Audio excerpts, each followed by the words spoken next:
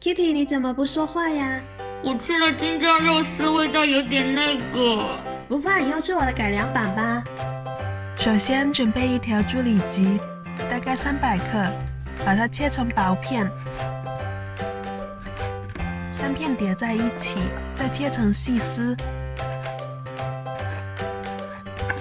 然后放到碗中进行腌制，加入1勺盐、1勺酱油、2勺油、1勺生粉、1勺料酒，搅拌一下，放到一边备用。然后我们来处理蔬菜，胡萝卜刨成细丝，我一般会用这个刨丝工具，特别方便。黄瓜也要刨成细丝，不到几分钟就搞定了。紫包菜用刀切成细丝，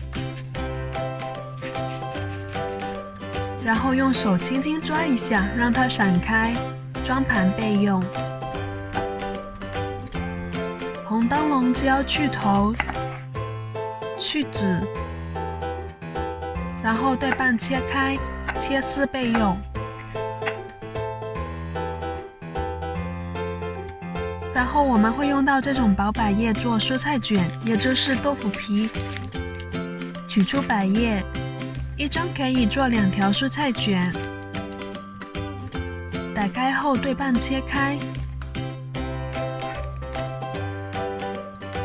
锅中煮水，水沸腾后放入百叶，用筷子翻动一下，以免熟得不均匀。烫大概1分钟后捞出，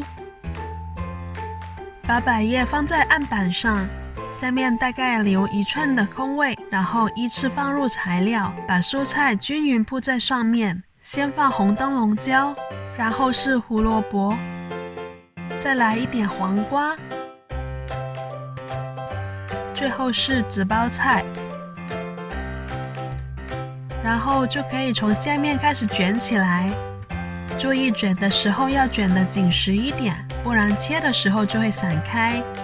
卷好后收口要朝下，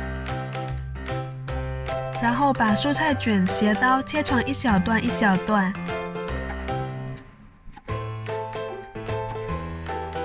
切好后用刀辅助摆盘。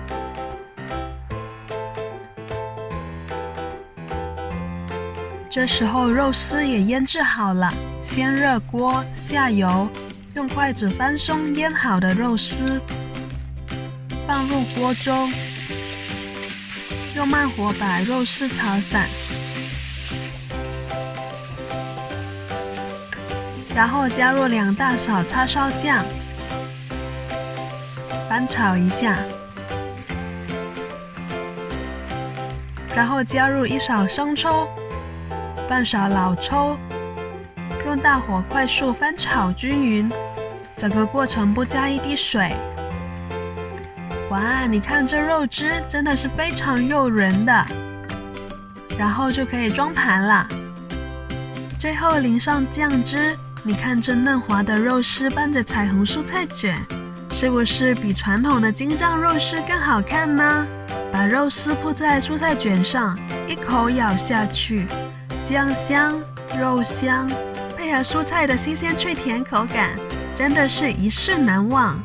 现在怎么吃都不怕一口大葱味了。如果你也喜欢这个创新的吃法，就点个赞吧。如果你想看更多好吃的，就关注我们吧。